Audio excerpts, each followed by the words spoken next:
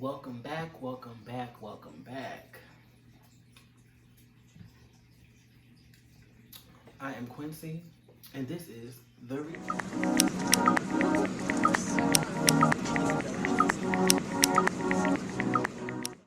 Well, thank you so much for tuning in again. I know my first video was a little bit more on the crazy cuckoo side with the whole conspiracy theory, but I definitely wanted to digest it and talk about it, and I'm glad I did. Now we can move on to some new stuff this week.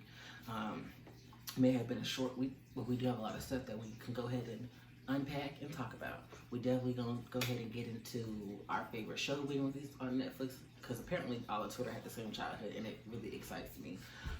To Rats and Cookout, Lord Jesus have mercy, to cooking chicken in the sink, to Miss Lana reaching up bring down black women in music, and Mr. Quavo getting his GED. Let's talk about it. So if you're not familiar with the show Avatar: The Last Airbender, it is a show that was released on Netflix in 2005, and it lasted for 3 years and it had 3 seasons. And it was a really great show, from character development to racial issues to systemic issues to genocide to just a lot of stuff that we talk about in our social studies and history classes growing up. It was really good to kind of relate that to an animated series on TV as kids. And for a while now, we've kind of been on Twitter talking about, oh, you guys need to release Avatar: The Last Airbender on Netflix, not the movie, because we don't know what the movie is. We don't know what the live action is. We're not going to talk about it. And finally, like last week, Netflix released Avatar: The Last Airbender. And when I tell you Twitter was in a frenzy, they were in a frenzy. And honestly, I was pretty excited because I'm like, wow, we really had the same childhood. Because honestly, every Friday I would really sit down in my kitchen and watch the show. Like every episode, I would try to stay on top of it. Because the show was really amazing. It was like something different, something new that we hadn't seen on TV. And honestly, it is a great show. And I definitely recommend like watching it because you're kind of like, especially now that I'm older, I'm rewatching it now. I'm like, wow, like for them kids to be like 12 and 14 years old, they went through a lot to travel around the world to, you know what I'm saying, to like stopping a man who wants to basically be the entire ruler and have everybody under his control like a dictator. Like it is really great to watch as an older kid. I'm like, even though I'm 20, about to be 24, like I still watch like animated shows and cartoons because that's what I grew up on. You know what I'm saying? Like why would I not watch stuff that I grew up on? So I definitely say, if you haven't already watched it, just take a peek. You know what I'm saying? I say give it like a good 3-4 episodes. It's really funny, but it's like also deep and inspiring at the same time. So check it out on Netflix if you have it. So I'm not sure if you guys have Twitter. I'm pretty sure you do. But I was scrolling through and I saw this video of somebody seasoning their chicken in the sink. And a lot of people were in the comments talking about, ew, that's nasty. Why are you seasoning your chicken in the sink? Don't you use a bowl? Stuff like that. And of course, some black people on the show talk about well, we sterilize the sink before and after we cook the chicken, this, that, and the third. And honestly, if you didn't grow up in a black household and your parents did not season the chicken in the sink, then did you really grow up black? Because in my opinion, my parents did that. My dad does that still to this day, okay? Honestly, I haven't seen what no issue is with that, because if you cleaning the sink, you're cleaning the sink. I'm saying I'm used to us sterilizing the sink and cleaning our chicken and separating it and prepping it all in that sink and then cooking it. I'm just confused as to what the problem is. People are, you know what I'm saying, these new kids growing up are just so appalled by what us older kids grew up doing. I'm just so confused. I'm like, it is not that taboo, trust me. There are way worse things that people have done besides throw some chicken in the sink to season it. Honestly, the chicken's gonna taste the same. If you really know what you're doing, you can season it in the sink, you can season it in the bowl, you can season it in the pan if you wanted to. It's gonna taste the same if you know what you're doing. So I just didn't like that people were trying to get on black people for doing that, and then other people were like, oh, well, y'all are nasty because I've never done that. Well, congratulations. What do you want us to do? Give you a trophy? Like, just because you ain't do it doesn't mean I'm gonna stop doing it. I'm just confused. Like, I feel like people get on Twitter and think that we're going to take them seriously. No, boo. I'm going to eat my chicken however I want to eat it. Okay? And if you don't like it, don't comment on it. Okay? Sheesh. Like, I just don't get it. I really don't. Like, I personally I'm here for it. You know what I'm saying? Shoot, go ahead. Cook your chicken how you want to cook it. Even if they don't want to eat it, then they can starve.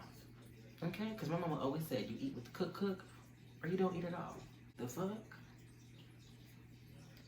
And moving right along. The other day, of course, here I am on Twitter board.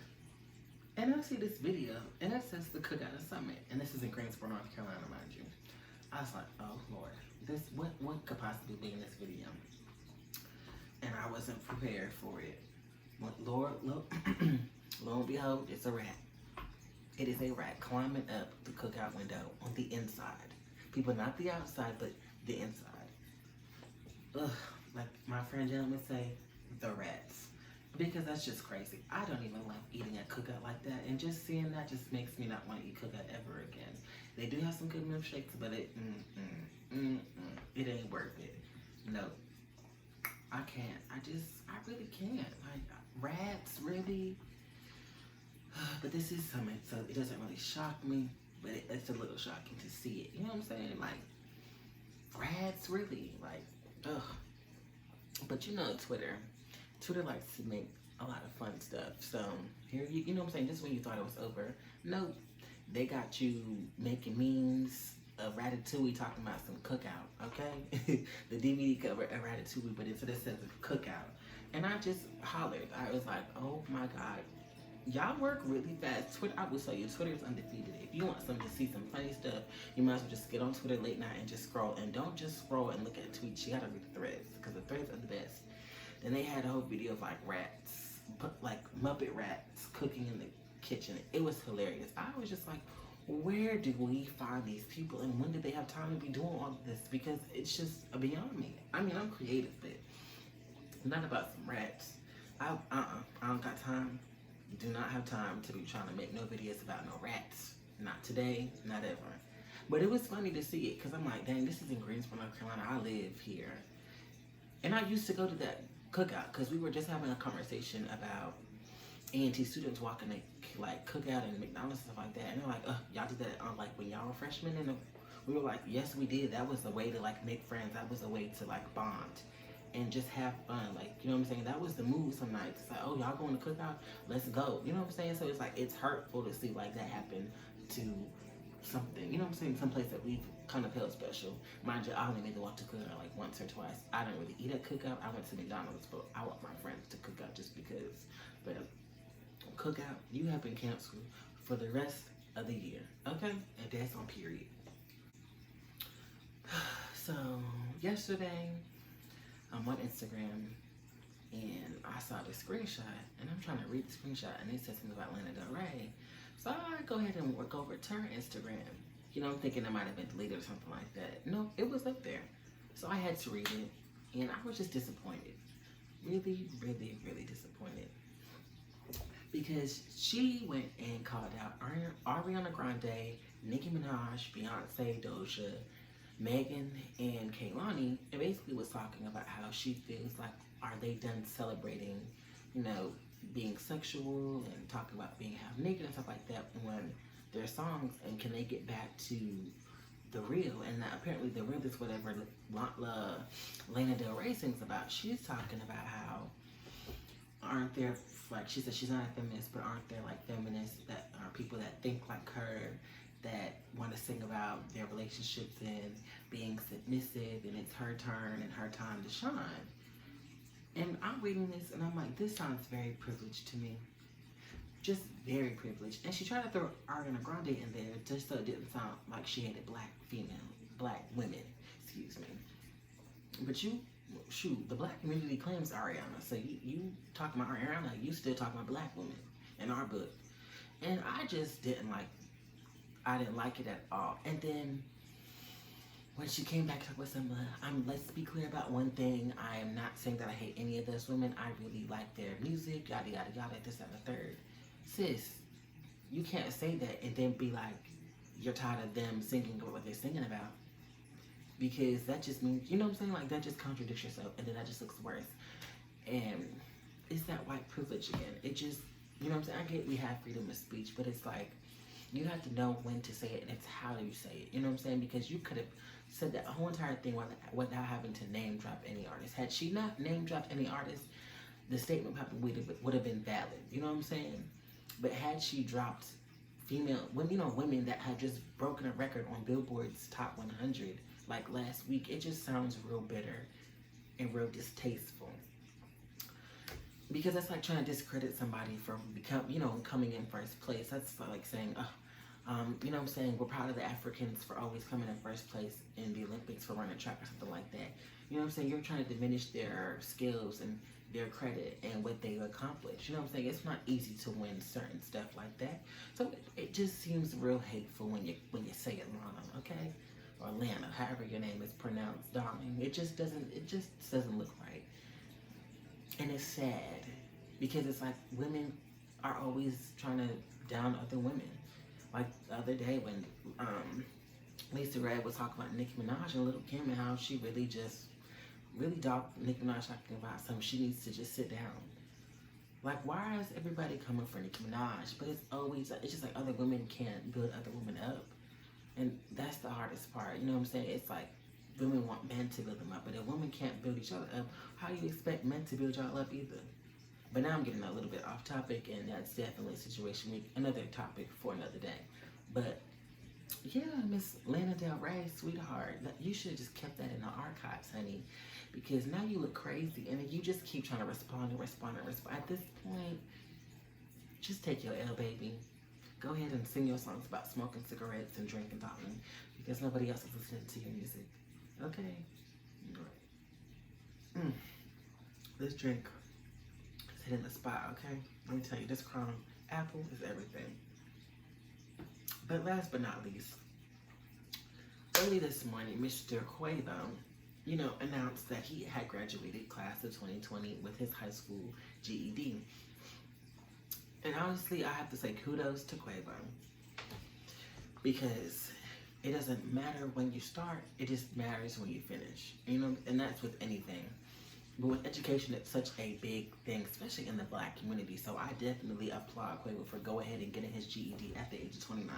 And then you have people trying to clown him, talking about something embarrassing, talking about something he's too old to get his GED. And those are the people that irritate me, because that's just being disrespectful and just ignorant. Because that man took the time out, to get his GED so he can get an education, to get, to get a degree. Because honestly, when you older you get, you gotta realize you gotta have something else besides your one career up underneath your belt. If you're a rapper, you can only rap for so long. You need to have other talents underneath your belt. Look at Miss Candy Burris. She's a singer, but she's also an entrepreneur. She's a businesswoman. You just gotta have different things underneath your belt. So, with Quavo getting his GED, that leads for so many more doors to go and better his education. So for everybody clowning him, talking about, oh, he looks dumb. No, you look dumb, okay? Just plain stupid talking about that man. And then his girlfriend, Saweetie, showed us her diploma that she got from her university.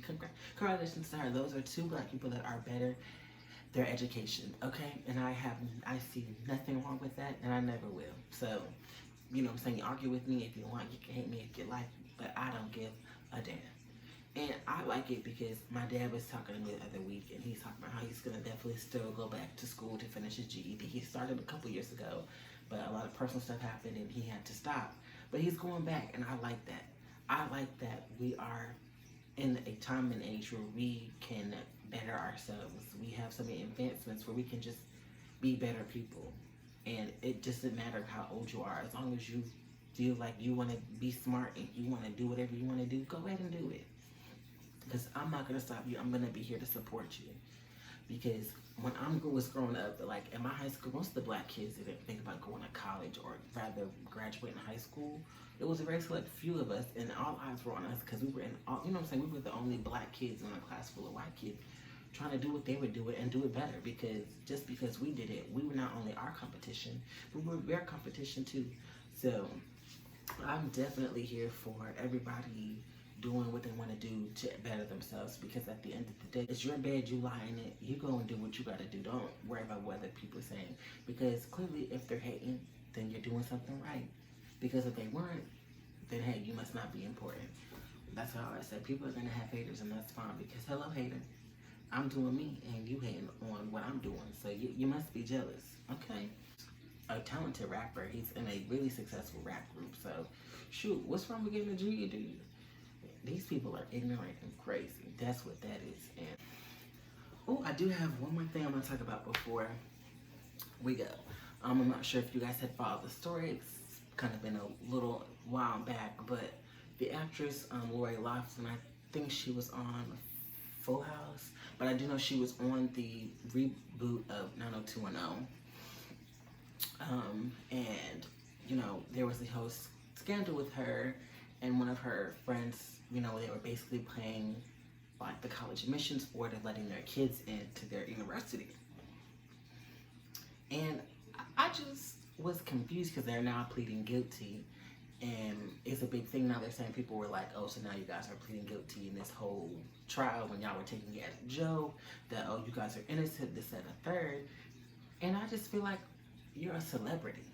You can't afford to have your child go to any school they want without having to pay the dean. You could just pay the, tuition and stuff. Like, I just don't get it. It doesn't make sense to me. Like, why would you go and pay the dean when you could just pay for your child to go to that school? Like, I'm pretty sure they're gonna get in regardless. Like, you know what I'm saying? It's not like they're a black child that needs financial aid. Like, this is a white kid whose parents are celebrities. They don't have the grades. I'm just confused. Like, y'all did not give them the right education where they couldn't go to any college of their dreams. Like, this part is just blowing my mind because I feel like that doesn't make no type of sense. Let's like think about it. That's like being a child of Diddy's, and Diddy's paying the school to let your kid into the, you know what I'm saying? Like paying to get you into like, say Howard or something. Do that make sense to you? You are a child of a big celebrity and you have to basically bribe for your child to get into that school when you could just, I don't know, pay for them to go to that school. It doesn't make sense to me. I just feel like celebrities, they are so big on their kids, and like, I make sure my kids go to the best schools, this, that, and that. So if they're going to the best schools, they must have the best grades. You know what I'm saying? Because if 2 + 2 is 4, if 4 + 4 is 8, then they must have the grades to get in. I just am so confused. I am baffled at this juncture. So when I was reading about her like bribing for her daughter to get into the school, I was just like, what? This don't make no sense. Like, what? You know what I'm saying? Like, it's not like their child is like got like the bottom of the bottom and their parents just happen to have really good money where they can just bribe the dean of somebody's school or, people of the admissions to let them in. And then it's even sad on the school's part for like even taking that money. But I just want to know, like, who snitched? Like, I wish I was the fly on the wall to know that. But I'd like to see where this goes, because now they're pleading guilty when they weren't trying to plead guilty at all. So I definitely will be following this story because I need to get all the facts. I definitely am going to be doing my research on that. It's just not adding up in my book. But white people don't care. They just think that, again, it's that white privilege. They think they can do whatever they want and get away with it. Ain't that a lot of bitch? But thanks for tuning in this week, guys. Hope you liked kind of what I talked about. If there's anything you want me to talk about next week or any suggestions about what I should talk about, definitely leave it in the comments. Make sure you like and subscribe and share the page and tell your friends. But definitely go ahead and give it a thumbs up. And I will see you guys next week when I come back.